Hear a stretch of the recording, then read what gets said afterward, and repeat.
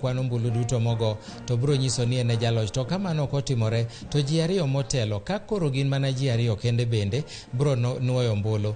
Ng'ano moyudo gimiluongo ni simple majority mangeche ni kwan mamalo kati lonye wadugo ombulu achiel in midhi bedo speaker manyien mar od bura ma county ma Nairobi. Kuom mano waketo wang'wa e od bura mamalo kaachiel gi county assembly ma Nairobi mondo wanyisi ni to weche chalo nade. Chenro mar go ombulu dhi nyime ywaruok matindo tindo ok ang'e gima timore kendo mutni kendo chakore kanyo. Kara kamano Chris Owino mane momiyo Chris Owino ni kanyo biro nyisowa ni tang'o kendo machakore kendo. Aneno ka dhirruok moro bende bede county assembly kanyo ka ok ang'eyo gima kendo dhi mbele. Chris Owino chokonwa wechego makare kendo biro kelonwa ler mondo wang'e ni mage madhi mbele. Komachielo kocha jofwamb weche bende oriedo oko kacha e laro mar od bura ka giikore mar kelo ni weche mabiro timore. Par ni twak ma jatend piny Kenya William Ruto biro biro ni achiel kachiel kokalo Ramogi TV. Wabiro kelo ni twak kendo wabiro kelo ni kaka jod bura duto bet mondo giwinj twak mar jatelo mabende emasani otelo ne piny Kenya. Magi duto te nasewacho ni Ramogi TV kidwa kuongo ng'eyo kete mane Ramogi TV seche duto ne mor duto te weche manyien gimora mora Ramogi TV e dala mowinjore iyudie magi duto te. Kinyalo ng'iyo kocha chande jolweny osechung' kendo arita oketi. Kinyalo ng'iyo bathe komachielo kocha onge joma wuotho mangeche ni ose lor apayano kirito godo jatend piny Kenya William Ruto mondo mi odonji mondo mi otwagi jopiny. Nyaka jod bura mag Azimio giwacho ni nitie moko kuom jotend migepe moyier ma ok ging'eyo maler, pok ging'eyo rekod margi mar tich, koro gibiro temo ni mondo giwinjane ni to biro chalo nade. Wach mar konyo jogo eko modhier kata manweng'o margi ni piny ne gitemo loso ahinya e kinde mar campaign mane giwacho ni gibiro keto gimiluongo ni Hustlers Fund mabiro konyo jogo eko mabende nyalo yudo pesano mondo mi gilo godo ohala kata mondo mi giber godo ngimagi. Maerie gi mamoko kuom jod bura geno ni kawuono kamoro gibiro winjo kowuok kuom jatend piny Kenya ni to obro timo nang'o mondo misingo magi giduto ochopi. Singo no ket mang'eny mokalo ne korka Kenya Kwanza gi Azimio. Sani koro Kenya Kwanza emano ka otelo. Koro watemo ng'iyo ni to jatend piny Kenya obro loso wi singo manochiwo kata singo manoketo. Magi duto Ramogi TV oikore mar kelo ni achiel kachiel. Pangruok maneno mbele kachacha nyiso ni jatelo chiegni kendo bang' thuolo machuok ahinya obro biro mondo mi olosi. Aneno kobila kiko chiko nyamburko kendo apiko bila madongo michako nenogo en ranyisi maduong' ahinya ni jatenda piny Kenya chiegni donjo. Nyamburko matiendgi dongo kanyonore kanyo to nyiso maber ahinya ni jatend piny Kenya ni machiegni, ok en mabor ahinya. Kaeto king'iyo kama bende odhi wuothe nyawadwa George Bati wacho ni kapet onang'o lo moling' thi. Kapet makwar mar nyadhi onang'o lo. George Bati mano wuon got kababa. Bas kanyo ero aneno ka welo moko medo donjo kanyo. Watudre ne gi Walter Nyambaga mondo wawinjane ni ang'o madhi mbele gi e kinde ni. Walter, kiwinja kawane tich. Wada wuor kaka nase singo ni pod wabro go touch kaendi en ni koro chal kagima kor lwasi odwa bedo kagima koro boche chido kagima koth dwani mondo chwe makmana ni geno pod nitie. Jodito osebedo kamolo kamopogore opogore en mana ni gima bet ka seche moko dwa ywa wang' en ni mane en jatelo maduong' e doho maduong' mogik pacho ka mano osedhi yweyo David Kanani Maraga bedo achiel kuom welo momolo ka. Jodito mano ogwele bed migepe mopogore opogore bende molo ka gi seche gendi. Jo od bura bende pod dhi nyime kod molo kaendi. Oneno kanyo kibi jofwambo bilo wach gi moko kuom jotend migepe manyo bet ka seche moko yudo lemo opogore opogore. Koro gi seche gi tagombaka kod jo od bura mawendo Walter Owino Serawa mwishimiwa machiegni. Hero kamano.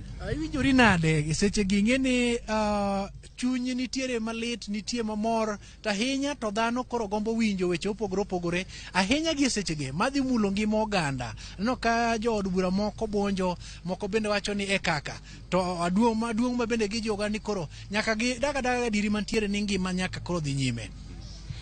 Ngima nyaka dhi nyime. An achiel kuom jo od bura mawacho ni kaka ma ni kae to ok mor en mana ni wan kae ni nyaka koro wabed ka ke jawendo noora mondo bi a represent gi rachung' ne gi e od bura.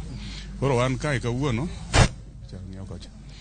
kawuono mondo wawinj anena twak mar ker to gi chenro ma en go kod oganda mag jo Kenya kaka ng'ama nyo yier ni mondo bed wang' jopiny. Nitie singo mang'eny ma ker ma odonjo ni nyo singo ne jo Kenya gik mang'eny ni odhi timo kata odhi loso negi. Magi gik ma wan bende kaka joma koro wuok e opposition kata e chama ma ok oloso sirikal wadwa neno ni gik manyo singo gi to koro timore. Kech koro wan kae kaka wang' jopiny. Mheshimiwa, giwacho ni mwandu ni elo kendo oganda mawuok alwora mar dho nam Lolwe ojiw ni mondo koro giket kodhi elo. Mwandu ni elo, an adwa nyiso jothurwa ni en agriculture to mwandu ni elo kata pur kende kaka kuma ae ing'e ni mwandu nitie nyaka mar gold mar dhahabu. Mula ni thurwa kidhi yo Nyatike kocha to kata wendo constituency ma represent nitie gold mang'eny. Koro mwandu ni elo adwa nyiso jothurwa ni giminyalo puro minyalo loso ma elo ne mabiro konyi. Wawe tegemea gik mawuok e piny owacho. Wang'i gik mwanyalo loso. Kaka jo awendo kuma ae ing'e ni wapidho niang'. Wadwa neno ni niang' ma wapidho okonyowa kata oloko ngima oganda. Gima bende abiro dhiro go sirikanda ni this time round en neno ni Sony Sugar marwa makonyo jothurwa to duoge wang'e kendo rego kaka onego bed norego. Erokamano Mheshimiwa, kik poni nyalo go touch kata ni sude antiere ka kod Mheshimiwa bende nyaka chop sechegi aneno ka machiegni e Ramogi TV to gima neno no yie na mondo yiwa mondo iwache kendi. Ibiro winjo twak mawuok kuom jatend piny William Ruto kendo moko kuom gik moganda chwoyo wengegi en dongruok kata gimiluongo ni ochumi ama bende dhi weyo ka koro seche moko go kang' to gie seche giendi dwaro nitiere mondo mi chwal omenda mondo dhielo mag loch gwenge mondo chopi. Jatend migawo mochung'ne mano endo ok owal mwano modong' kar kende migepe gi chal ka gimosudi. Iwinjori nade iwachne? An aparo ministry mar devolution en important, en mosekonyo oganda kata jodalawa man dala. An aparo ng'ama no advice no gol wach devolution no nyotimo makosa. Wan kaka wabunge mano yier kendo madwa play the rightful role mar opposition wabo nyisa adier makende nikech wan ok waluor nyise kodhi marach bok waluor nyise kodhi maber. But masani ma important en jopiny rito pesa miore counties pok oor nyaka sani, pesa michulo salaries pok oor nyaka sani. So nyaka gibed serious mondo gichul jopiny msara jomosetiyo makemaka gi kaendi Mheshimiwa nyaka chop sechegi ikonowa kata maling ma wantiere goro kata dieri mosenyenyore ni jalup jatend piny Kenya mano Rigathi Gachagua osechako wuoth kanyo gi tiende ndeme kabire od bura kaendi. Ngeni magi gin moko kuom gik moganda seche moko ne nyalo geno ni obiro chopo ka kod nyamburko moko matiendgi dongo makwoto mauta makmana ni koro chidho gi tiende kobiro kaendi kendo kochopo ka to Ramogi TV biro lero ni Mheshimiwa Walter Wino Sirawa neno ka jakoma IBC Wafula Chebukati bendo chope nyasi makawuono. Anene ma penjo ni kendo kara Chebukati be bire budho ni. Anaweni weche ne norumo na tok lando duoko mar yiero. Teni en ratiche ageno ni obiro kaka wendo ma oluongi gi ker kata gi joma loso chenro mag ker. Lakini gima nyalo wacho ni an to kamor kode kata nene odwa chwanyo chunya saidi ma dwa lokora dok. Do nikech oka en wendo na wayie obedi lakini pinyo acho chwanyore mi winjo ka penjo ni kare Chebukati be oluongi kae lakini sawa tu mana kaka awacho wan jomo biro kato chunywa tok mo. Mheshimiwa kiri kudu wa gi wendo ngeni nyathi nyalo kudu wi gi wendo koro erokamano ahinya kuom golo pachi en owuon kapod in mana tieka. Waneno kanyo ka ji dito mopogore osebedo kamolo kaendi mane nitiere bed migepe mopogore kaachiel kod mago ma owal gi seche gende. Pek odong' ne od bura mondo mi owal moko kuomgi. Malingling kata nonro bende golo nitiere moko man kod gimiluongo ni ng'ur moko mantiere e mbele doho ma nyalo miyo seche moko od bura ng'udhgi oko kata gidong' oko. Penjo maduong' ni to kopo ni jo od bura odhi okiro gi oko gi kamiti mochung' ne ndiko kata rango jotich mag piny owacho ngimagi kata ang'o manyalo timore toke Mheshimiwa? Anaparo nyaka obed piny mang'iyo chike. Wane chike gi waloso mondo gikonywa. Ok onyalo bedo piny mang'iyo chike kaka idwaro. Sama ber kokonyi ting'iyo iloso kaka idwaro. Ng'ato ka nigi kes medoho mano ng'amo nego bed ni telo ni oganda. Otiek kes medoho kore ko miye tich. Yeah. Mheshimiwa, chik wacho ang'o kuom jalno ma seche moko winjo beni bede apisi mar piny owacho iluongo ni public office kiteno koda gimiluongo ni integrity kata bedo ma onge chilo moro mamieni? Gima ng'eyo ni chik ok oyie ne ng'at ma nigi chilo moro amora bede e apisi mar jopiny. To kendo an gi geno ni jatend piny mano nominate jogi bende ong'eyo ni chik ok oyie ne jogi bede e apis moro amora mar piny owacho. Koro wan kaka jobura, mana kaka wadwa osewacho, ok wabi yie ne ng'at ma nigi dosari kata man nigi madoa kuome ni nyalo dhi ni telo ni rito bede ofis mar jopiny monego bed ni bede gi joma ler. Erokamano, singine sami go dala to nyaka iluong ji mondo konyi gedo. Aneno ka maka Mheshimiwa bendo biro ka mondo dir ni lume witado. E gwenge mag Migori in kanyo jaod bura mawuok gwenge mag Suna West. Girito ni seche moko twak ma jatend piny biro dhi omulo ngimagi. To moko bende seche moko wacho ni nyodwa bedo ni ogwelo ji mopogore opogore. E gwelo mare ok odhi ne gi makare. Kachiel koda in bende kinywando wechege kanyakla ibede od bura kuom tielo mar 2 gin kit twak mane kata od bura mar 13 makoro ya odiochieng' ma kawuono migeno kaka in owuon? Okay, mokwongo ada wacho ni jowa to geno gi nyocha oselal. Gik ma sirkal biro timo ema nyalo duoko geno gi. Kech kwa ng'iyo kata kaka ker masani ochako tich, jomogwelo mondo odhi okonye chako tich gin jomoko ma king'iyo nonro gi maber to gin joma nyotiyo gi omenda mag jopiny e yo makare lemo magisebedo ka gibede. Koro wasechako chich ni to ang'o ma dhi timore e Kenya ka. But nikech wan joma oyie kuom Nyasaye, wan gi geno ni Nyasaye nyalo loko dhoch mabed makare.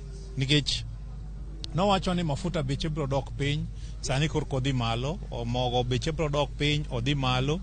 Ikono wani fertilizer ma jopiny moro nyokelo ni kende usonwago.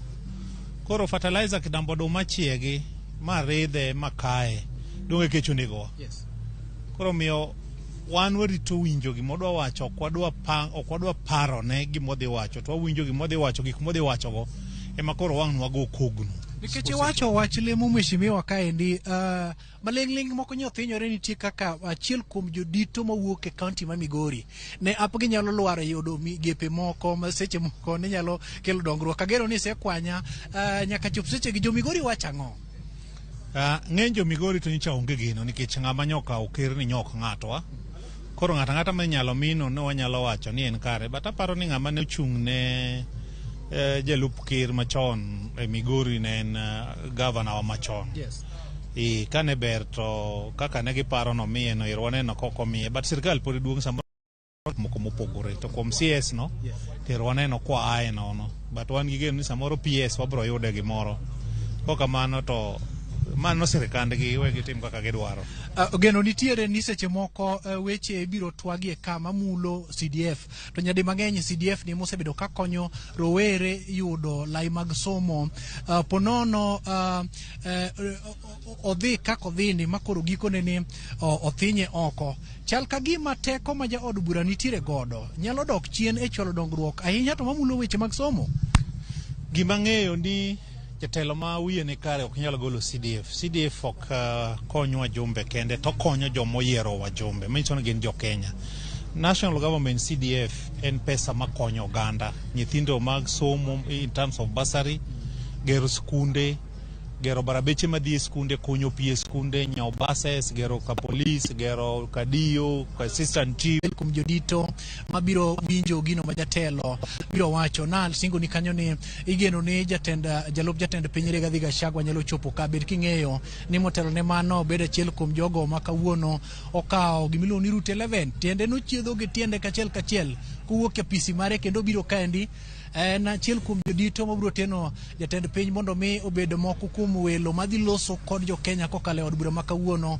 Inyalo paro kanyo ni na lieko ni moko kuom jodito mopogore opogore mokelo kata mana Attorney General ma bende chal ka gima nyalo wuok e pisi nikech chal ka gima jatend piny matiyo sani osegwelo ng'ato mondo mi okaw thuolo mare bende ochopo kama no Paul Kihara moko kuom jogo ma bende nyocha nitiere ten migepe mopogore opogore waparo kanyo mano mar Lance Paul Farida Karonei ne nitiere kanyo endo mabendo wuok oko.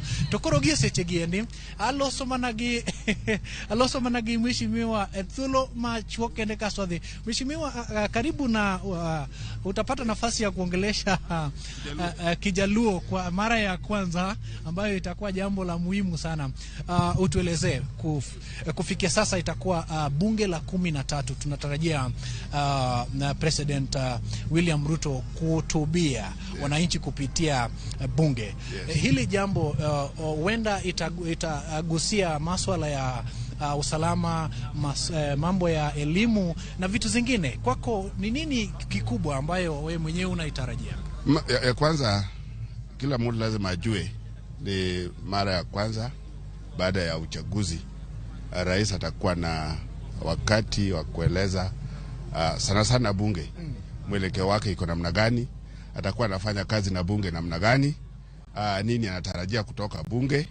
Na kuna hizo vitu kwa upande yetu nataka tueleze vizuri atakuwa anafanya kazi namna gani. Pande yetu kama wale wako upinzani tunataka tujue vizuri, tuko na mikakati ya kumchungulia tuone vile atakuwa anafanya kazi vile anatakana. So our oversight role lazima tutaiangalia, that we oversee the government vile inatakana. Mheshimiwa, wajua watu wengi hawakuwa wanatarajia kwamba utazungumzia Kiswahili kwa ufasaha. Kwa hivyo sasa urudi tena kwa lugha la Kijaluo. Uambie unatoka sehemu gani? No, an MP Mabondo. Bondo constituency. Yes. Dr. Chanda.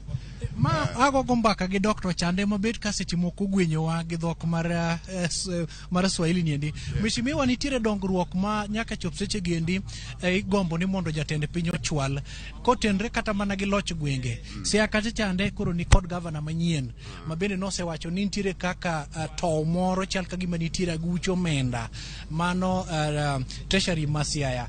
Koro jatend piny nyalo lose pogo menda madhi ne counties mondo mi dhano dongre gi nango gini muwinjo be ni kori ket motelo. Anaparo na maduong' en kawo thuolo ma mondo nyiso ganda wa maler kabisa ni gima ne waparo ni wanyalo yudo ok wayudo. Mano mokwongo. Mar ariyo en wach man kaga mane dwaro ok yudo. En rieko mane mokuri dwa bedo go ma mondo mi uti moyud gik manonego beno yudo. So gima duong' manyaka wang'e ni Ruto koro president, mano number 1, mano muhimu nyaka wang'e. Ruto nyaka nyiswa na wan kako ganda wana chiel kuom ogendini ma e Kenya kae. Magi mora motimo nogendini duto ma e Kenya ka onego beno ganda ma Joluo ong'eyo ni gino bende nyaka giyudi. To mokalo kanyo ok en gima wendo, nyaka wang'e moriere tir ni kinde ka kinde jomodonje telo temo ga tiyo gi telo kodok korka korgi. To gisani pod gibiro tiyo gi telo kodok korgi. Matieni kik wabed gi geno wabiro yudi ahinya. So nyaka wabed motegno ni gik mwayudo kaka koro madhi e counties sani otiyo. Waseneno ka counties wanita ok otiyo maber, but gisani adwa kwayo kendo makende ni county government mamawa mathurwa ochako pare nyadiriyo. Waonge kod kamoro mwaringo wadhiye, karwa mokwongo en our county governments.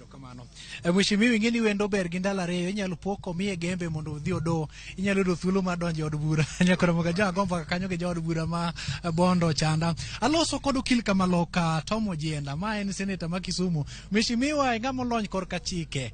To koro penjo moro chando ganda kae ni to jatend piny William Ruto ochwogo lemo moro ka mar prime cabinet ma omi jatend Amani National Congress Musalia Mudavadi. Ngama wiyo timo jere wech ka chike. Koso bine jatelo otiyo tok chik? Ero kamano mokwongo ago ero amos jo winjo wa jo maneno e TV. Daher wacho ni sheria mamiyo jatelo teko mar yiero bunge wacho ni koyier ministers, koyiero cabinet secretaries 22 kako seyiero no, onego beni cabinet secretary mora nigi kaka inyis kako tiyo. Prime cabinet secretary ma coordinate affairs oken cabinet secretary. Kene kanyo ntiere makosa matin motimore kanyo nikech tij Musalia Mudavadi okoyangore maber. Wach ni tije en ng'iyo migepe kaka tiyo gi coordinate kaka weche mag migepe dhi mbele to en to onge gi migawo kata chiel mane kama nitie tabu apani mbele kanyo bro lose lakini sani to nitie tabu matin apani jo mano giminyalo yale bura nikech otimo makosa matin kanyero. To mheshimiwa nyocha waneno kanyo ka kinde mane nitiere Supreme Court ni ng'ama bende seche moko limo lewe ng'wech ka chwalo bura.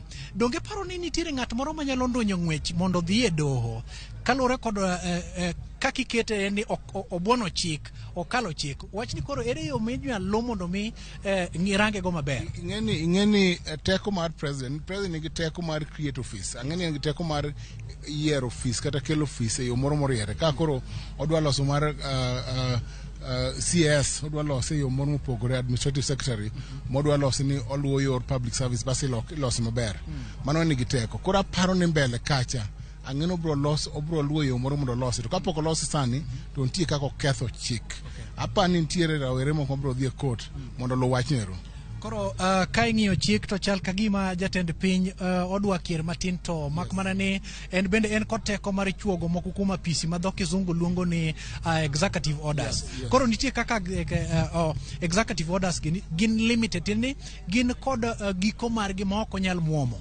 Yes, ing'eni kaka executive order mogik mar Uhuru nyaparo ne wadhi e court kano keto power mar National Land Commission gi Ministry of Lands mwadhi court ma wa challenge manero koro mia executive order nyaka bed constitutional nyaka time mane yo e bwo kaka constitution wacho okinya time moloyo kaka constitution wacho. Erokamano mheshimiwa kuom gomba ka kodwa ahinya mar gimoro iwacho ni ahinya mar gimoro nyalo polo donje e od bura kaendi mondo iwinji gima jatelo wacho agomba kaka kod ja od bura mawuok e gwenge mag Homa Bay iluongo ni Fatu Ben Soja Suju Osogo Sudo kodgi machiegni. Thank you so much.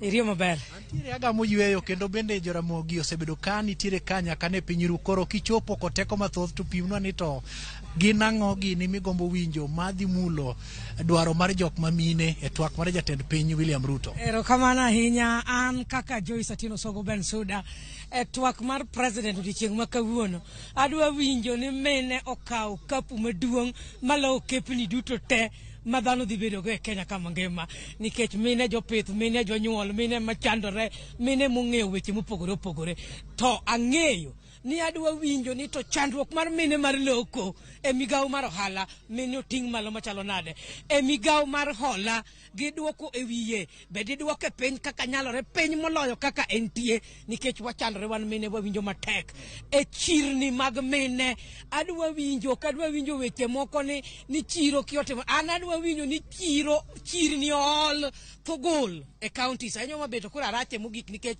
aneno ka onge gi chiro adwaro chirni adwa neno ni mine bet piny ohala mag mine dhi e supermarket weche moko mang'eny ni tamo no ohala koka process ng'eny chenro ng'eny ma mondo ipur giri mondo oa e puodho madhi madonjo e supermarket kendo en chandruok omiyo adwa winjo gonyruok mokwe. Mheshimiwa to makore kethori mana koyala malich kamani endi to jatend piny isoko ni nyocho ko pod olemo ne jok mamine. Ano kadwa wuoyo weche mag ni no isoke no ko pod olemo. Lemo en dhano to tich en mar oganda omiyo lemo manyocho podono eni monge gi no bedo piny to podo kako podono wan wadwa neno ni omenda donjonwa kendo tiyo makare kendo tugo kanyo to kwadware. Erokamano kata bed maranini sedeko kamano to kore nyalo chopo nikech jatelo chiegni loso. Nyakora mga jwang'wa gomba kanyo kod moko kuom jo od bura ma nyaka chop seche giendi ose chopo kaendi omiyo ganda osebedo ka mogolo kaendi nikech moko kuom jodito ma bedo ka chopo ka ineno kanyo ka gidonjo kendo bende gisudo moko kuom gi bende biro moro bang' moro to gima duong' en ni kiwinjo kaka jogi loso gigombo mana neno dongruok bad migepe mamulo moko ratich mine obed mago mopogore opogore koro nyakora mboga jwang' wantiere ka mana mar ng'iyo ni to ponono jatelo chopo kaendi e thuolo machal kod ma jotend migepe manyocho walo wageno kanyo ni ludo walo bele nyalo chopo kaendi mana mar biro bilo kode wach chik wachang'o to jodito mamoko maseche moko wuok e apisi wachang'o jatend piny okapu mare ma Fatu Ben Soda wuoye oting'ang'o gini koro Milton ageno ni ok ibi sudo nikech wacho ni jafwambo konindo ponono buok kata oleko odhi oko maduong' kata matin to winjo bed ni oleko weche motenre kod kete mana ka. Omiyo Ramogi TV obedo namba 1 odiochieng' ma kawuono mar kelo ni weche matimore kaendi nikech ka osebedo odwa. Milton pod ni kod penjo Wuda Wuor yie mondo kore chwalna. Aonge penjo Walter, akwayi mana ni kete mana kanyo, wambe wakete mana ka mondo mi jowinjowa owinj mago matimore. Erokamano ahinya kuom report ma jaberno. Mana kamano, mano ema koro bro kela e giko mar bedo kodi e weche manyien mag migago. Wabro weyi gi pichni mawuok achiel kachiel e od bura mamalo mondo mi wane ane madhi mbele, nikech kaluwore gi chal mar weche jatend piny Kenya Dr. William Ruto ogik chopo kanyo no. Ka kamano, erokamano ahinya kuom bedo koda e thuolo no duto. Nyinga Milton Ochieng' Awuor, bed godiochieng' mokwe.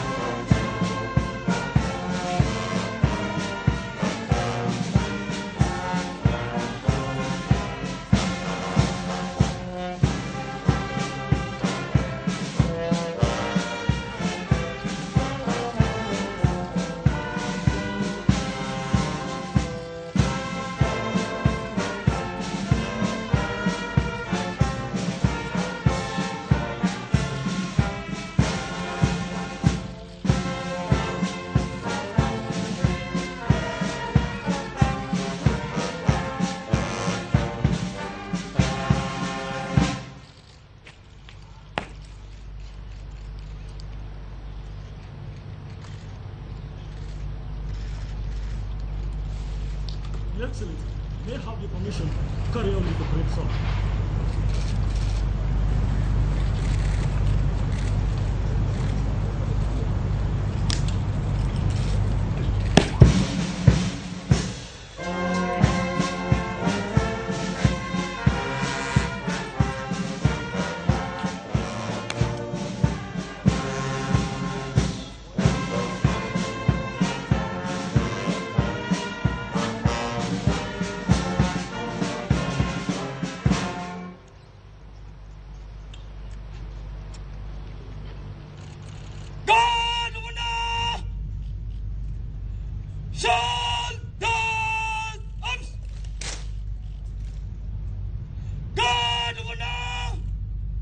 National salute! Prison up!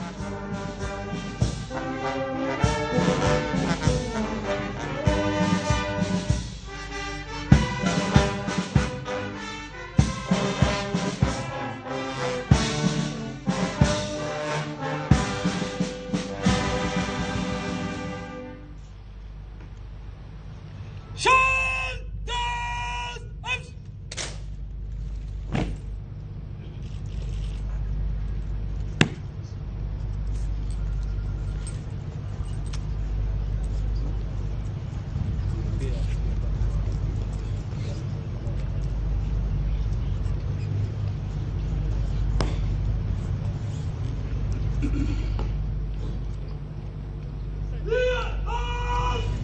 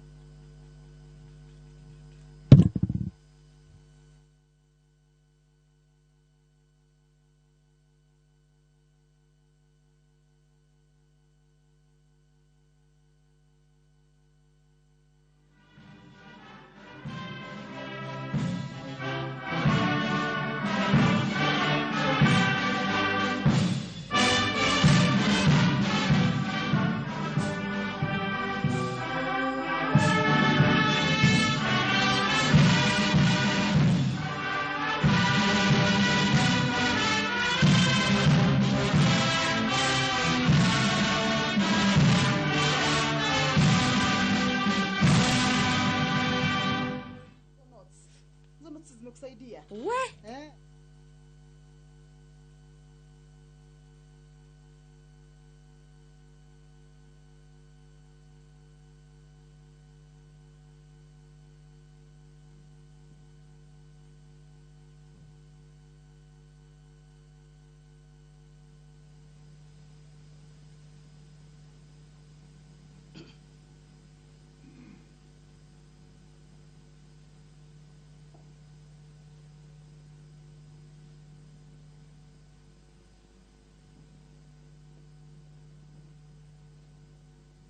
Excellency the President, Right Honorable Speaker of the National Assembly, Honorable Members, invited guests. At this juncture, allow me to invite our spiritual leaders in prayer.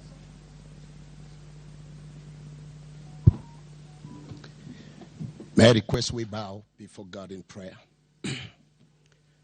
Our loving Father, in the name of Jesus Christ, we stand in your presence this afternoon, thanking you for this day, the day that you have made, that we rejoice, we celebrate as a nation.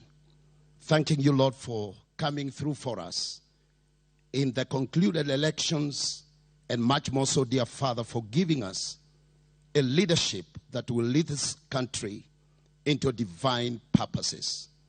We want to thank you so much for this occasion that we have today in this 13th Parliament, the coming together of our leader, His Excellency the President of the Republic of Kenya and the Commander-in-Chief of the Defense Forces. Lord, we thank you even for all the leadership that is here today.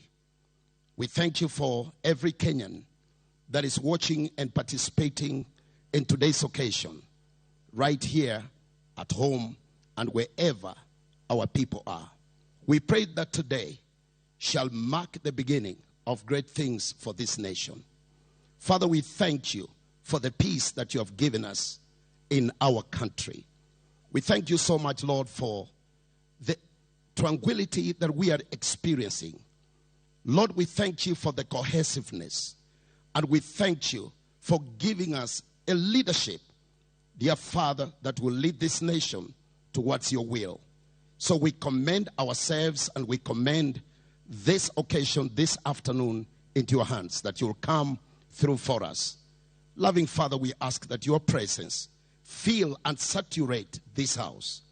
Lord, we thank you that even as we sit and hear from our President, His Excellency, Lord, we ask that you will enable us to internalize, especially the vision that you have given him and the leadership, the entire governance of this nation. Father, we pray, help us as Kenyans, oh God, loving Father, to do whatever it can take to making sure that we all fold our sleeves and get to work.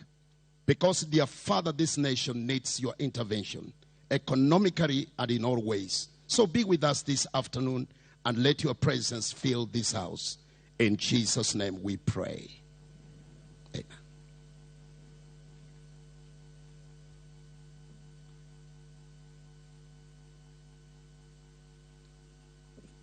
أعوذ بالله من الشيطان الرجيم بسم الله الرحمن الرحيم.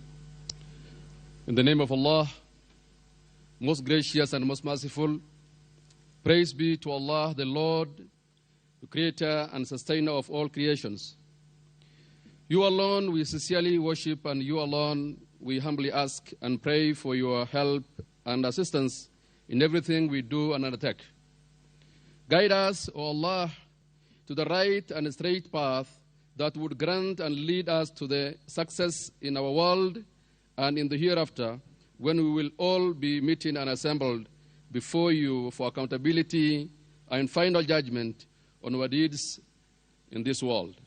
Ya Allah, this afternoon we have gathered to officially open our 13th Parliament in a ceremony whose chief guest is our President, His Excellency, Dr. Samoei William Ruto. Ya Allah, be with us throughout this ceremony and shroud us and our country with your love and mercy. Guide all speakers to speak to what pleases you most, O Allah.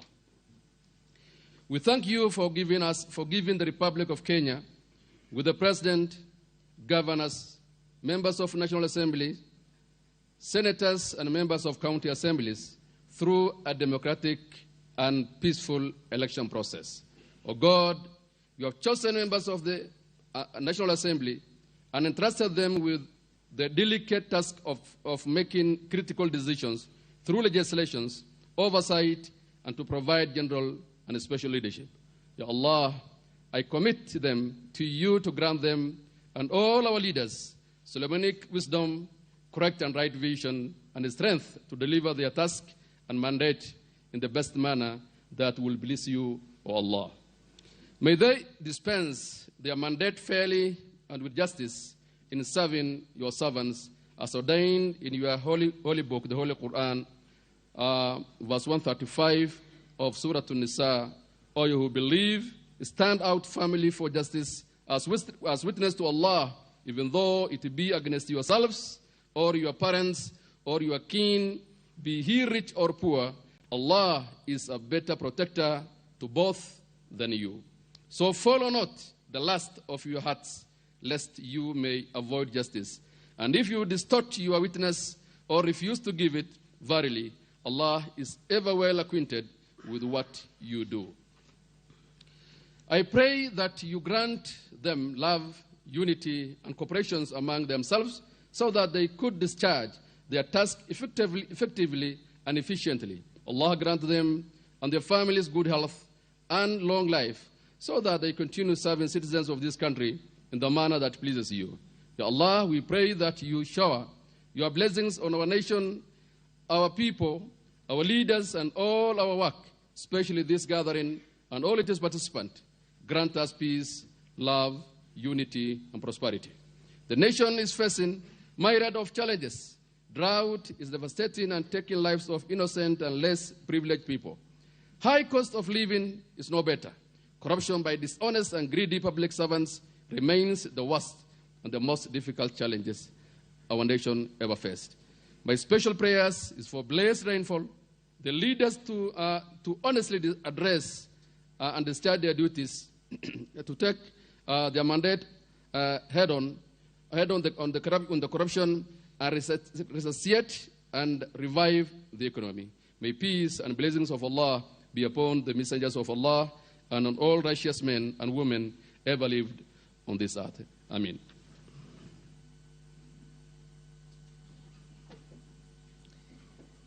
In the name of the Father, and the Son, and the Holy Spirit. Almighty and ever-living God, we come to you this afternoon with hearts full of gratitude for the blessings you have bestowed on our country and on all the people in Kenya. As we gather here today, we thank you more especially for our President, Honorable Dr. William Samoei Ruto, and his deputy, Mr. Rigathi Gachagua, and all the elected leaders with whom he will run this country. Today, as we gather in this august house for the solemn opening of the 13th Parliament, we pray for our nation and all the leaders that you may anoint the government that you have given us. We thank you humbly that you may bless our leaders, not only in the government, but also in all other areas that run this country. We also pray for your blessings upon all the arms of the government.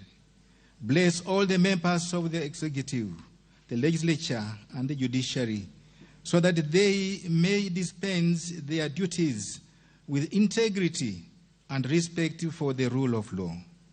May they always seek to serve the interests of the people of Kenya and not their own interests. May, and we pray, Almighty God, that they may serve you as they serve the people of this nation with dedication and love, and call it a clarion of their leadership. Lord, grant the members of the National Assembly and the Senate the wisdom to handle the legislature and legislative agenda of this nation with respect and to the true values rooted in your word, the Gospels, and our culture. Guide them, Lord, to always make laws that will uplift the lives of our people in Kenya. Give them the graces to allocate resources wisely without external influence or in pursuit of their own personal interests. We pray that they may protect all the freedoms and liberties that the Kenyan people have worked for and so hard to achieve all the years that have gone. Guide them to uphold the Constitution and the rule of law. Lord, guide them to be selfless leaders who will revere your words always and your presence in this house. Lord, as we gather today, we are aware of the many challenges that our nation is facing. We pray for lasting peace and social cohesion in our country. We ask you, O Lord, that you may come to the aid of all the people who are suffering from conflict and grant them peace. Through the actions and deliberate efforts of our leaders, we pray that you will grant this nation lasting solutions to the economic depression that our nation is facing.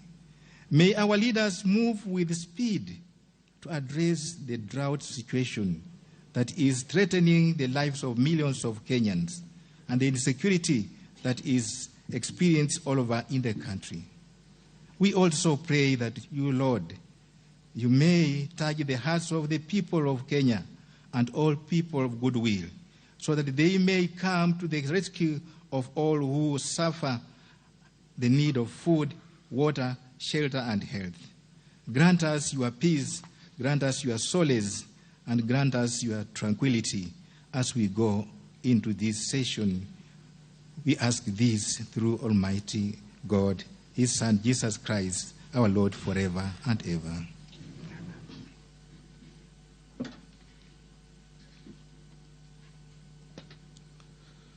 Almighty God, your word encourages us to pray for kings and all those who are in authority, so that we may live in peace. We present to you your servant, the servant of this nation, His Excellency Dr. William Samoei Ruto, our President, His Excellency Rigathi Gachagua, the Deputy President, the newly appointed cabinet secretaries, and all those who hold leadership positions under them. We pray that you may give them great wisdom as they discharge their leadership roles, so that our country may be governed in ways that promote peace, national unity, and the well-being of every Kenyan.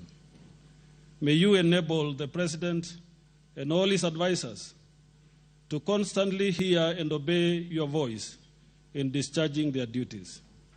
May the executive always recognize that the opportunities you have given them in governance are for the improvement and well-being of the people of Kenya, so that your glory may fill our nation.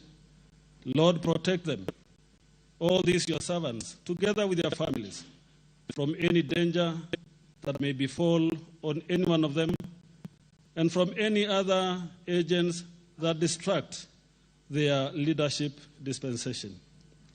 Almighty God, we pray for the speakers of the National Assembly and the Senate, and members of the National Assembly and the Senate.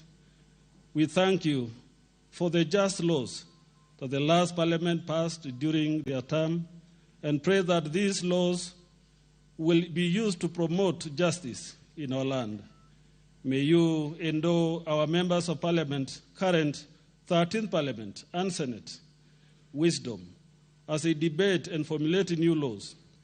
We pray that your Holy Spirit may suppress them in all selfish desires, both personal and party-driven that often lead to subjective legislation that in the long run hurt our collective dreams and aspirations as a nation. We pray that you stir up them to be sensitive to your will as they discharge their duties. We ask you, O God, also to look after our judicial system. We continue to pray that Kenya will uphold justice as a country that observes the rule of law. We now pray for the judiciary and its officers that the executive, as they execute their mandate, they will always strive to ensure that justice rolls on like a river that never falls. May you, in your mercy, remember the Chief Justice, Mother Koome, her deputy, Philomena Muilu, and Judicial Service Commission, judges of the Supreme Court, judges of the Court of Appeal, judges of the High Court, and magistrates across the country. We thank you for these, your servants, and ask for godly wisdom on them as they interpret laws and pass judgment in seeking to settle disputes, that they will always be directed by truth. May you keep them away from evil forces that are bent on compromising their independence and professional conduct, so that justice may prevail at all times, regardless of the state of the persons involved. May you fill them with the spirit of boldness, so that your name may be glorified. Through Jesus Christ our Lord, we pray. Amen. Ashirangai Baba. Amogra yoga la galadangop. Negra galurangai nasaba nashuna yota galua alari ko nilang. William Samoei Ruto. Mara ninya walari ko nilang. Ola sudira ninya. Yo moni yanga yang. Tama yana nijangai. Veri kware nyabo ogin. Ministrani. Ngaya nasaba nashu. Tara maraba ogin. Rubunga yo sanarani. Ola sudira ogin. Amuyana shoyena rigore. Jo merobige. Jo rigi yo desidai. Jo yo merobige desidai yola rodi. Amuya loba yo bogin. Nerigi yo mero rigainet. Nerigi yo gangaira njabai. Ngaya na saba na shu. Iro yo koloro ngana. Ngaya na saba na shu ay golang. Be mero mana neme barungani. Amu mbana yo olongani orar kala. Ngaya na saba na shu jerigi yo desidai. Tongari rimbogin. Nigi jo rame lonage. Anao monanga masai. Meraba irano olonyi bor. Naba yana koi merek. Meroro bilo. Ena ngurugan gideng. Meroro bilo. Eno oloria le modindar. Meroro bilo ana laragwa. Lele badun. Emeshi bishibana. Ngonya kwa angariak. Merale ngana alari. Meroro bilo ra. Erugora anga kenya roberari. Mira hiroba ogino logon. Endo rigi yore sidai. Endo rigi yore sidai. Endo robilo na abogin. Endo robilo. Ronya raigin olari yoling. Amen. Your Excellency, the President, the Right Honorable Speaker of the National Assembly, Honorable Members of Parliament, invited guests, you may now take your seats.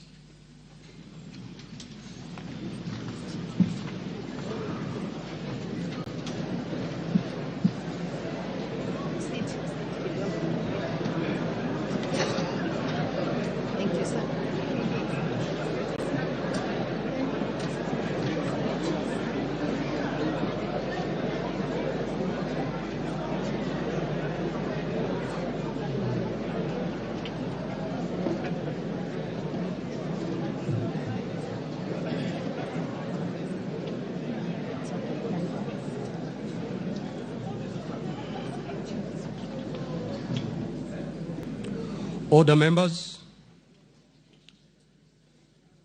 Your Excellency, Honorable Dr. William Samoei Ruto, CGH President of the Republic of Kenya and Commander-in-Chief of the Kenya Defense Forces, the Right Honorable Speaker of the National Assembly, the Honorable Moses Wetangula, EGH MP, Honorable Members of Parliament.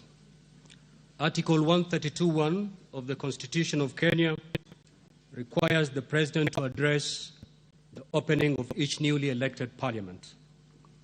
By a letter, reference number OP/CAB.26/417/Volume 1, 38, dated 21st of September 2022, His Excellency the President notified the Speakers of Parliament of his intention to address the newly elected Parliament on Thursday, 29th September 22, in the National Assembly Chamber, Parliament Buildings at 2:30 p.m. Accordingly, and pursuant to Article 132.1a of the Constitution, and further pursuant to Standing Order number 24.1 of the Standing Orders of the Senate, by Gazette Notice number 11266, which was published in the Kenya Gazette of 22nd September 2022, I gave notice of this joint sitting to all honorable senators. Honorable members, this joint sitting is therefore properly convened. I thank you.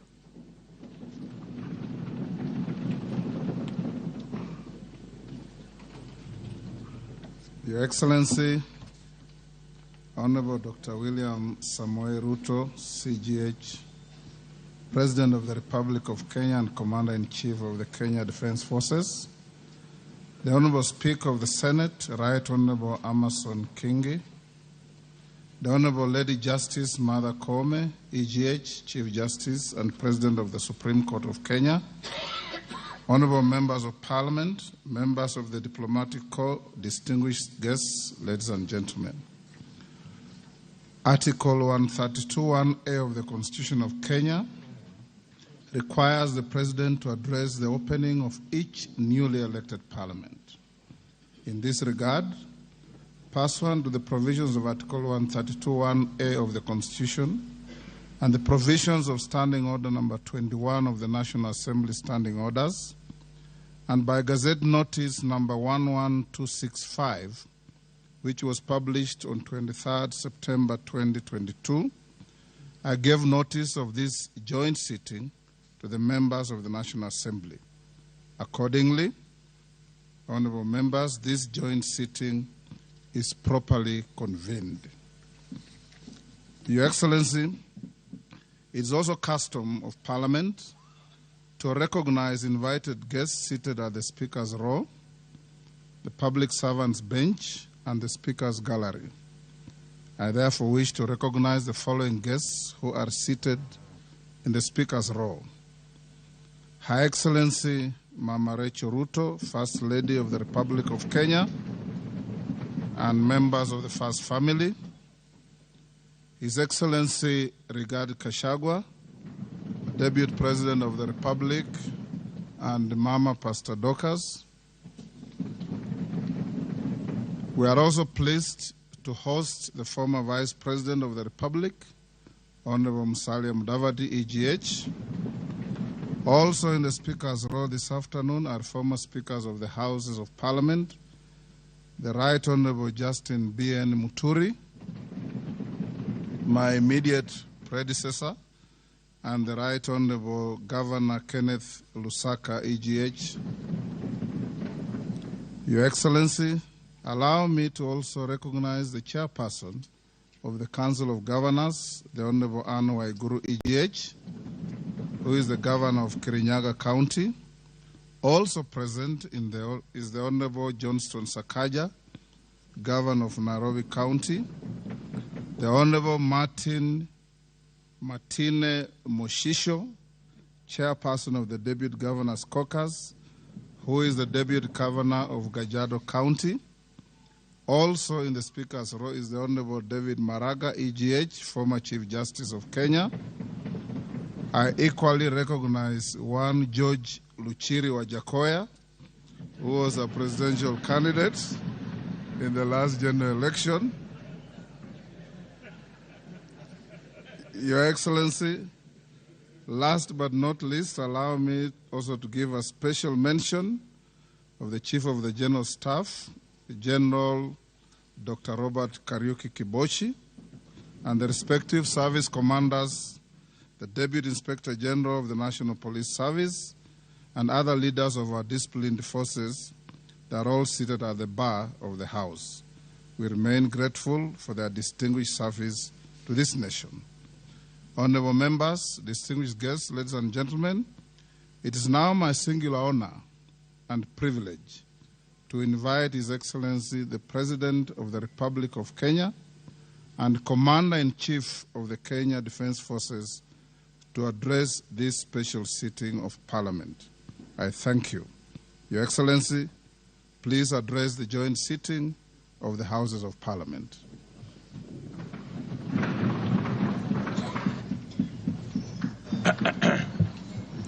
Asanteni sana, tafadhali tuketi.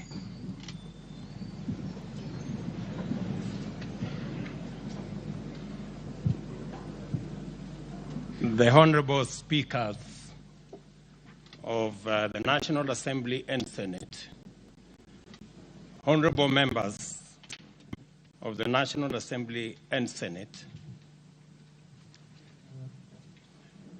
by the grace of God, it is my pleasure to address this inaugural session of the 13th Parliament following the August 9th general elections. It is important to note that we have made very positive progress. This Parliament has recorded the highest number of re-elected members of Parliament ever. In the National Assembly, a record 193 members have been re-elected, 50 more than were re-elected in 2017. While in the Senate, 17 senators have been re-elected. This confirms the increased confidence of the people of Kenya in their leaders and institutions, affirming the maturity of our democracy. Another milestone is the election of women legislators elected into single-member constituencies. In this year's election, 29 women were elected members of the National Assembly, 6 more than were elected in 2017. This is a manifestation of the growing confidence in the contribution of women leadership in decision-making, in our governance, and in our political institutions. I am certain that this positive trend will continue into the future. It is also instructive that the same confidence in Parliament has been shown in the executive. In 2013, the President was elected with at least 25% of voters in 30 counties, 34 counties in 2017, and 39 counties in the just concluded elections. Again, further demonstrating the deepening pluralism and inclusivity of our democracy. I therefore take this special opportunity to congratulate all of you on your election in the last general election and the subsequent nominations of our nominated members of Parliament. The confidence demonstrated by Kenyans in us and our institutions should inspire us to raise the bar in our service to the nation and accountability to the electorate. It is also my singular honor to congratulate our speakers, the Honorable Moses Wetangula and the Honorable Amason Kingi, for overwhelming confidence of members to preside over the respective houses of Parliament. I also congratulate members who have been elected to parliamentary leadership positions and wish each one of you wisdom, strength, and success in steering our legislative affairs. We gather here on the tranquil side of a competitive election where we all came to grips with the turbulent energies of political competition that characterize our uniquely Kenyan brand of democracy. It is true, this election was an intensely contested election. Nevertheless, that it was peaceful and democratic again confirms the coming of age of our democracy. I submit to you that the fact that the election was so close is an indication that what unites us is always much more greater than what divides us. With the support of Kenyans, we have dislodged ethnicity as the central organizing principle of our politics, thereby retiring for good the ethnic mobilization and personality cults, together with their culture and practices of exclusion, discrimination, patronage, tribalism, and nepotism. We took this assignment further with a paradigm shift of issue-based political leadership anchored in credible platforms, feasible programs, and transformative commitments aimed at positively affecting the well-being of all Kenyans from the bottom up. In summary, and this only happens, by the way, in Kenya, the sitting deputy president became the candidate of the opposition, and the leader of the opposition became the candidate of government. And as things would be, the opposition candidate won the election and became president. And the president became the leader of the opposition party. That's the beauty of our democracy. And it only happens in Kenya. In the process, we also affirmed the sovereignty of the people of Kenya as the ultimate decision makers as envisaged in the Constitution. I promise to lead an administration dedicated to the just and fair government of all Kenyans in order to deliver a Kenya for everybody. I commit to be the loyal, hard-working, devoted president of every Kenyan, and my administration will serve all without regard to any distinction, real or imagined. Certainly, service delivery under my administration shall be impartial, regardless of political affiliation or voter preference. Kenya is our home, and we remain united as one strong family. For these reasons, I want to persuade you that the legislative agenda I stand here to prosecute deserves the bipartisan support of this House. My administration is pursuing a transformational program that offers a uniquely all-Kenyan moment, which calls for unity of purpose in the legislature. We are committed to serving all Kenyans in all wards of each constituency and all counties in every region throughout the Republic of Kenya. After all, we all serve the same boss, the people, and their sovereign interests are our operating principle and purpose. I will run an administration that is open, that is transparent, and my administration will rely on oversight from this House to make sure the public gets value for every cent invested in every policy, project, and program.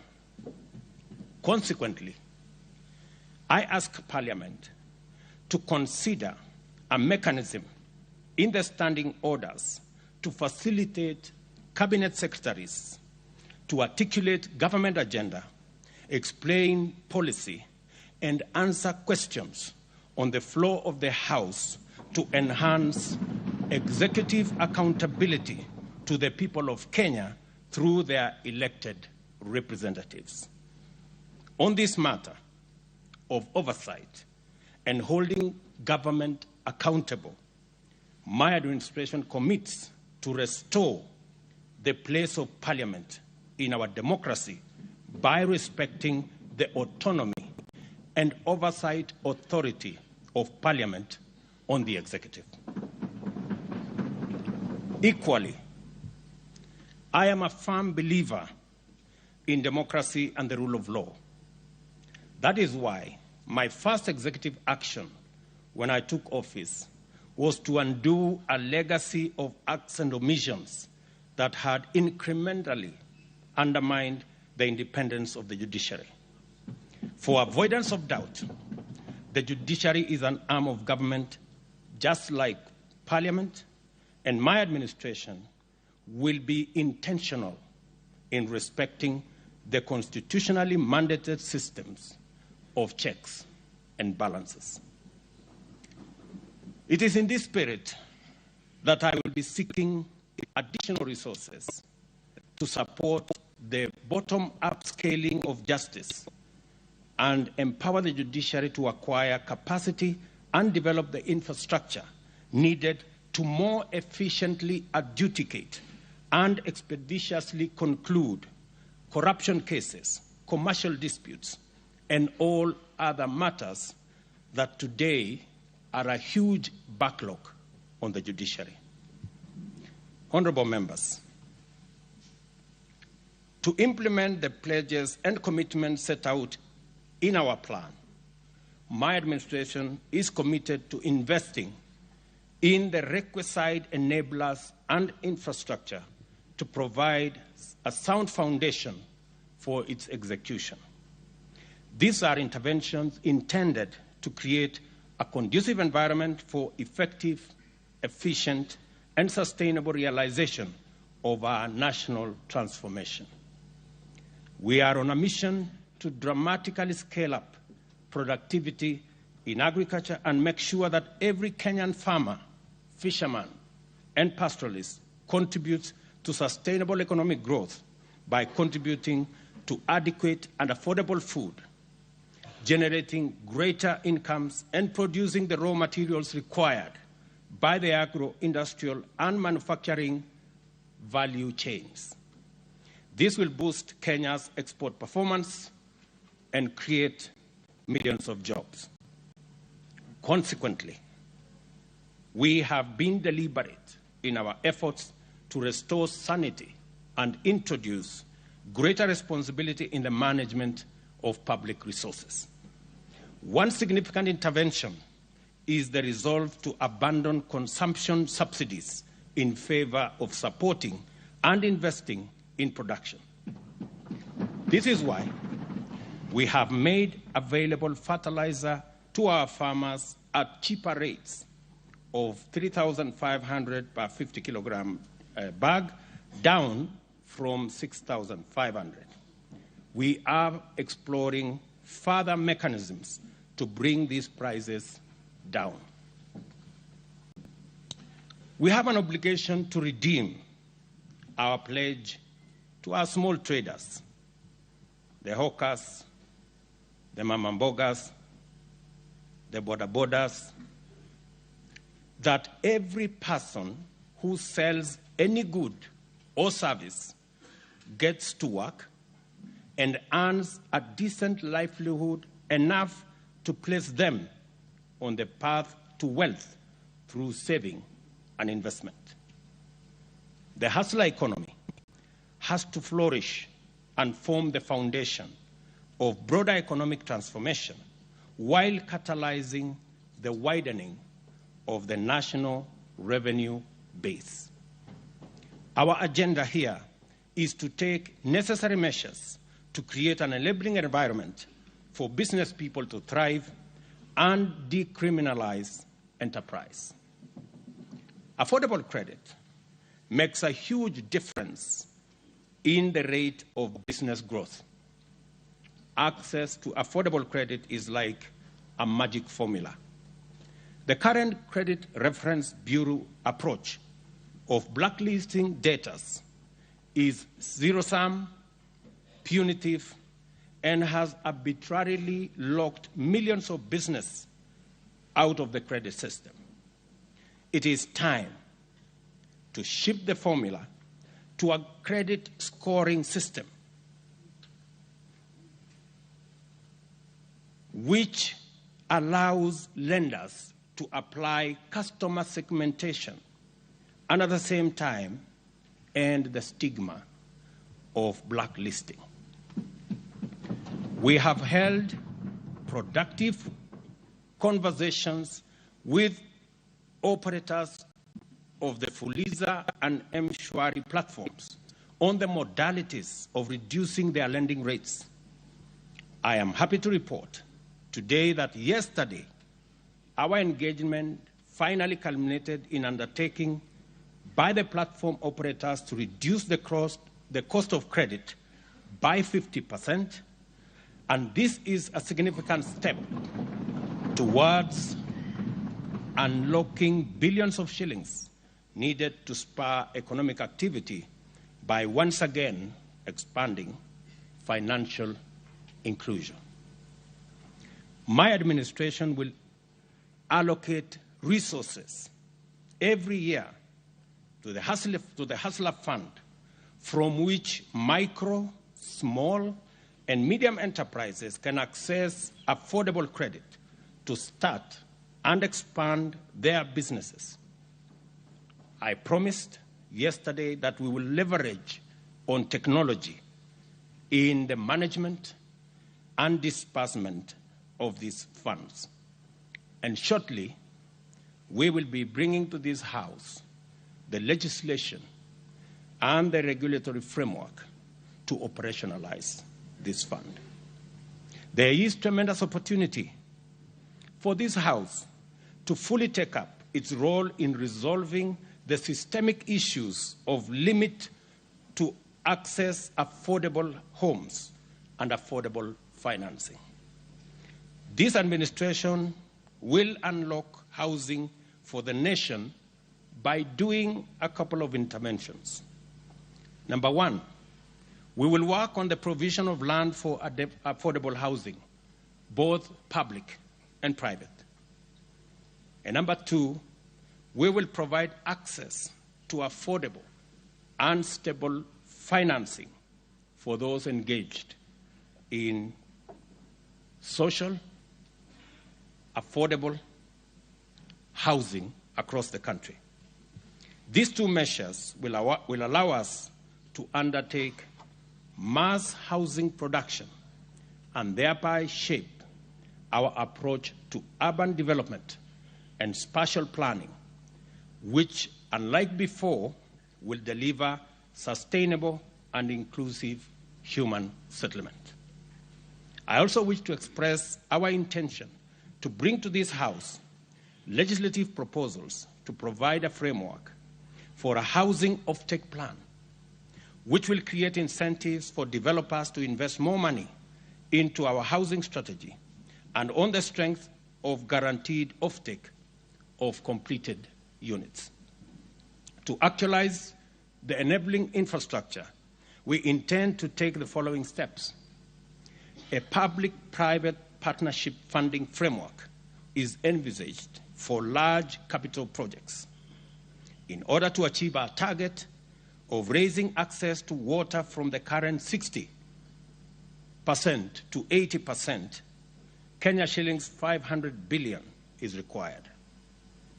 Government can provide this gradually, but the private sector can mobilize it all at once.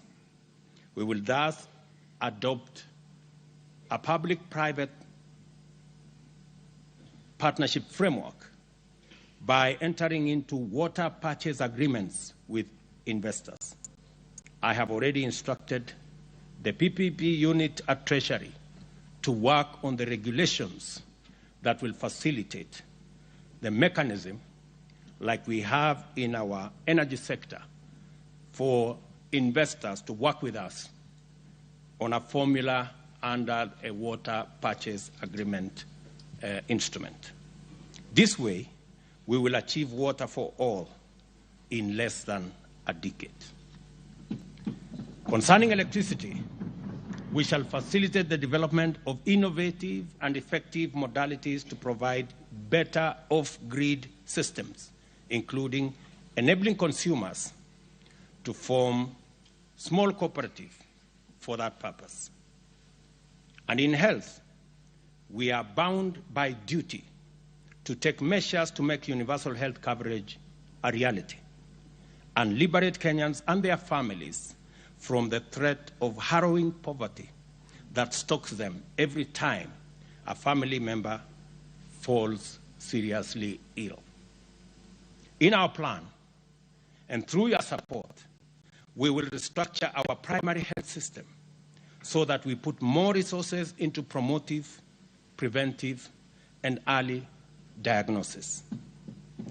A key driver of this realization is the National Health Insurance Fund, whose restructuring is not only necessary for efficiency, but also enables it become a fit-for-purpose social insurance scheme that caters for all, including those suffering from chronic diseases. Digital technology has become a critical player in economic growth. We will capitalize on existing technology and innovation in the public and private sector to distribute the Hustler Fund as promised in our plan. I call upon financial institutions and our young people in innovation to participate in the digital economy by redesigning their products to serve the goal of empowering millions armed with grand ideas and are only waiting for the funds to finance their dreams to reality. Honorable speakers, honorable members, I have news, and it is not very good news. Our financial situation is not very good.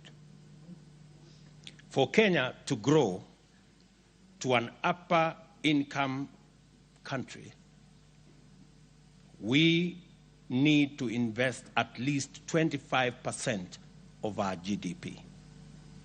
Our current national savings is below 10% of our GDP, which translates to an investment savings deficit of 15% of our GDP. Over the last decade, we have sought to close this gap with public borrowing. This year alone, we budgeted to borrow 900 billion to finance both development and recurrent expenditure. You're all aware that our total collection is 2.1 trillion, which is only enough to pay debt and to pay salaries. Everything else, we have to borrow. The government, members, should never borrow to finance recurrent expenditure. It is not right, it is not prudent, it is not sustainable, it is simply wrong. We must bring ourselves and our country to sanity. Over the next 3 years, we must reverse this and go back to the situation where government contributes to the national saving efforts by keeping recurrent expenditure below revenue. To this end, I have instructed Treasury to work with ministries to find at least 300 billion shillings in this year's budget so that we can remove it, because the market cannot sustain the kind of borrowing we are doing as government. Next year, we will bring it further down so that by the third year, we have a recurrent budget surplus. This we must do, members, because it is the right thing for us to do. On the revenue side, I am committed and determined to ensure that our tax system is responsive to the needs of the economy. It must be equitable, efficient, and customer-friendly. The economic principle of equitable taxation requires that the tax burden reflects ability to pay.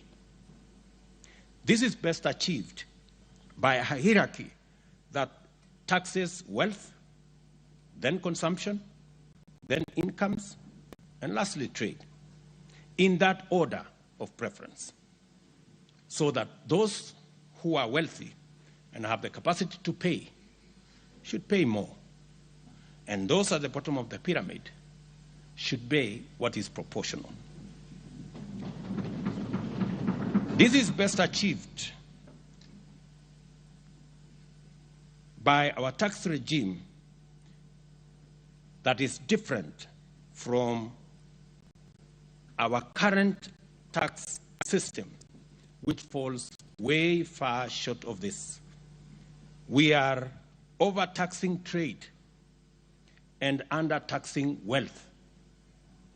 We will be proposing tax measures that begin to move us in the right direction. We will also work with the Kenya Revenue Authority on a culture change to make it a people-friendly, customer-centric organization.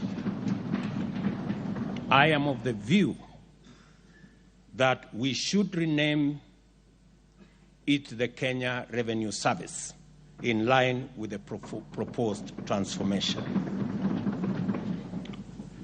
The very large government borrowing requirements has also undermined the business sector contribution to national savings and investment efforts.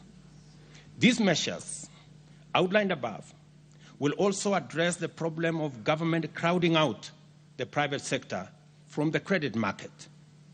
It will encourage banks to go back to lending to businesses and also bring down interest rates so that the private sector can also contribute to reducing the savings investment deficit. In many countries, social security, and particularly pension systems, contribute significantly to the national savings. Our current social security infrastructure, both public, that is the NSSF, and private, only cater for people in formal employment, thereby excluding the vast majority of working Kenyans. There is no retired Kenyan today who is living on their NSSF retirement benefits. The meager current contribution of Kenya shillings 200 a month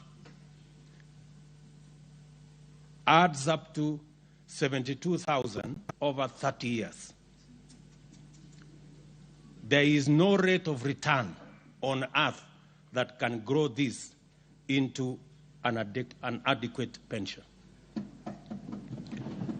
I mean, we just have to be honest with ourselves. You cannot pretend that you are saving by saving 200 shillings. And it happens across board. Not surprising, many Kenyans scramble to provide for themselves by investing in the 50 by 100 plots of land, thereby exacerbating the problem of land fragmentation, price inflation, as well as land fraud.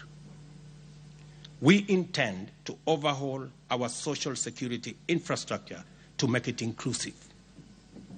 To encourage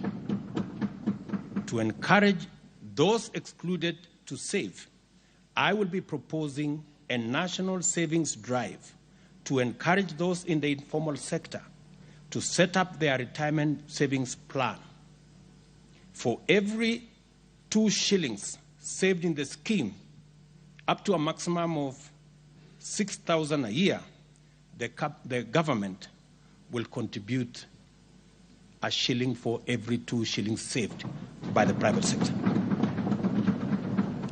Meaning that every Kenyan who will save 6,000 a year, the government of Kenya will give them 3,000 shillings. As part of the response to the ongoing drought, we have embarked on distribution of relief supplies to 3.5 million Kenyans who are affected by drought in 23 arid and semi-arid counties. The ultimate solution to the drought cycle in our country is mitigation of climate change and its adverse effects. We must act urgently to keep global heating levels below 1.5 degrees centigrade, help those in need, promote the use of renewable energy, and thus end addiction to fossil fuels. Honorable members, I know the contribution to the National Government Constituency Development Fund has made in making life better for our citizens. Having served in Parliament for 15 years, before and after the establishment of the National Government CDF, I know the difference it makes is monumental. I believe there is a way CDF can be aligned to the tenets of the Constitution. In this regard, I also hasten to add that both houses should also be adequately resourced for oversight duties. With regard to the Senate and its constitutional mandate, I believe the two houses should work together to set up the Senate Oversight Fund. This will be used to provide oversight of the millions of resources that are sent to counties. Honorable members, the people of Kenya rightly expect much of us. We have our work cut out. This is our chance to achieve real change by working together to make Kenya a land of equal opportunity for all, where every Kenyan is proud to call home. Let us all play our part in the service of our employers, the people of Kenya. I will be making other statements going into the future. I will make my statement today short. May the good Lord bless you, and God bless the great people of Kenya. Thank you.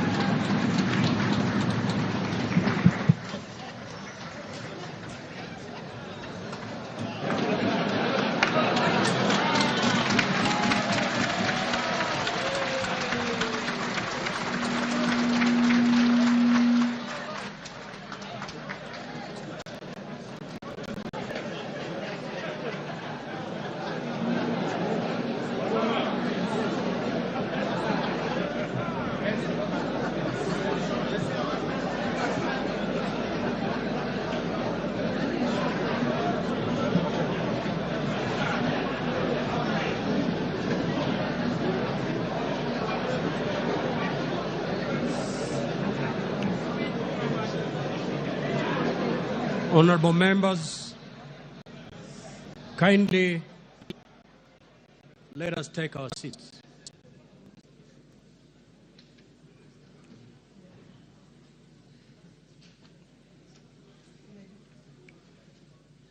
Honorable members, please be upstanding.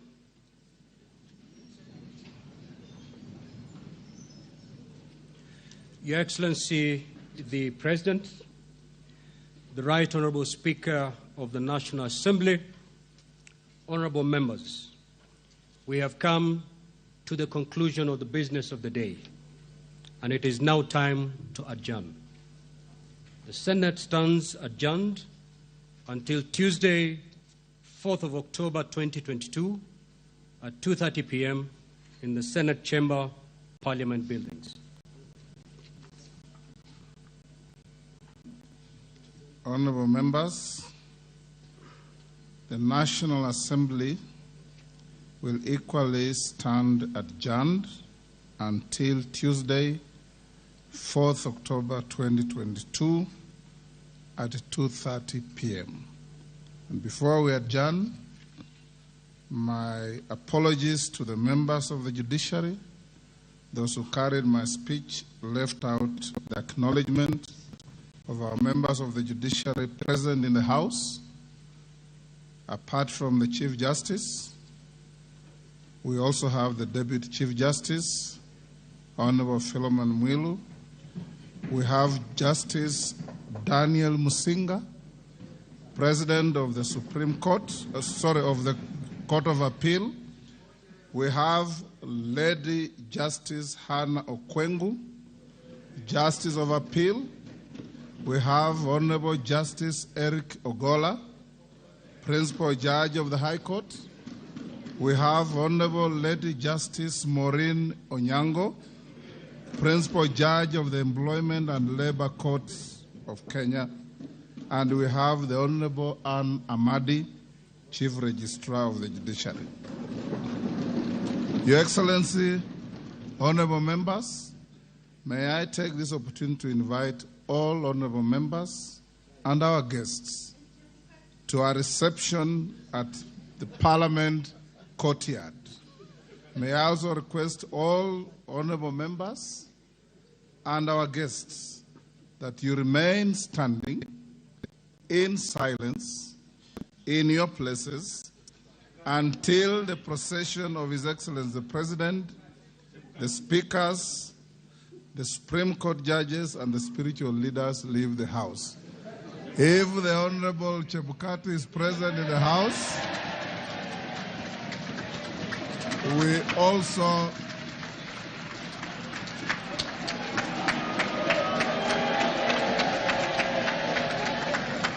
all the honorable members, on your behalf, I have the distinct honor to acknowledge his presence. Thank you.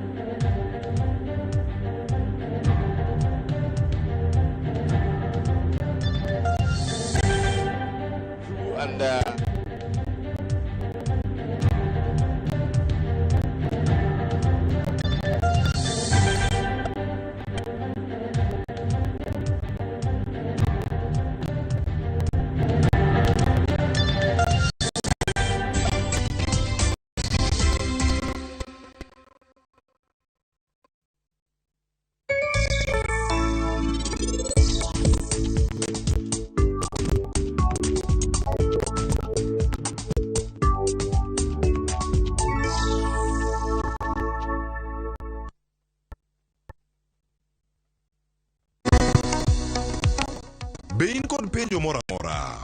Hello, penjo paro sebedo ka chandi ne wach ngima kod thieth. Wakeloni puonj maliw moa kuom lakteche molony e yore thieth te.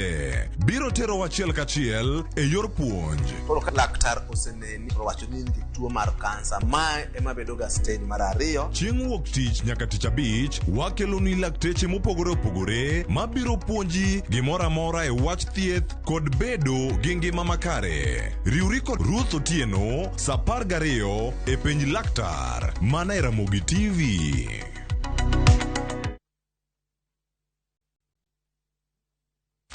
As you kick the ball and skip the ropes this holiday, spare some time to keep yourself ahead in classwork. Revise, and revise. Viusasa Elimu gives you comprehensive revision videos for all subjects, compiled by the best tutors from around Kenya. Viusasa Elimu. We make revision easy and fun. Log on to Viusasa today.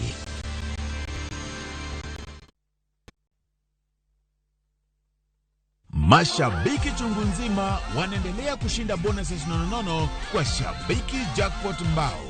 Kwa majina naitwa Peter Masinde, nimeshinda 1 million kwa Jackpot Mbao bonus. Nimefurahi sana kwa kushinda hii bonus. Hii pesa nitaitumia kwa kununua shamba na kulipia watoto school fees. Na wahimiza wagazi wa Busia waendelee kushiriki. Hii kitu si ya uongo, ni kitu ya ukweli. Bonuses are for 10, 11 and 12 correct predictions. Join the bonus movement. Cheza Shabiki Jackpot Mbao kwa kutuma neno SJM kwa 29063 na huenda ukajishindia zaidi ya shilingi milioni 20 kila wiki. Shabiki Jackpot Mbao, the easiest jackpot in Kenya. Not for persons under the age of 18. Betting can be addictive. Play responsibly. Shabiki.com is authorized and regulated by the BCLB. License number 416.